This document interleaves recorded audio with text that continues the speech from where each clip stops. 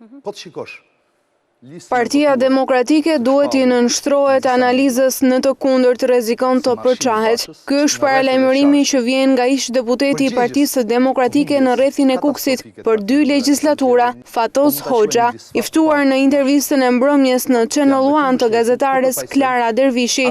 Ish deputeti thanë se leadershipi duhet të japë shpjegime për humbjen e thellë të 23 qershorit, pasi në radhët e opozitës po shtohen zërat që e shohin partinë opozitare më të madhe në vend të përçarë. Zoti Hoxha, rrezikon Partia Demokratike të ketë përçarje? Është më se normale.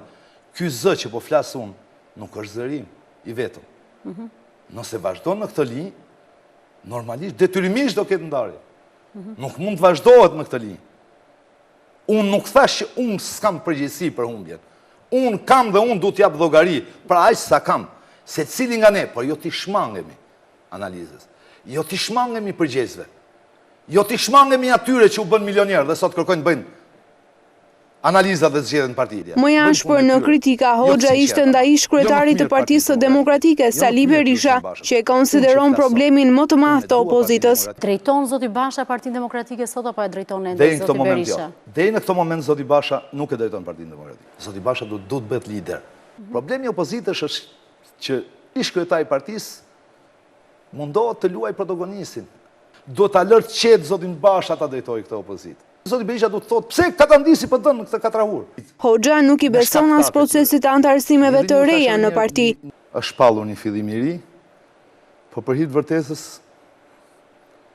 zoti Basha humbi shansin e parë, e fillimit të ri.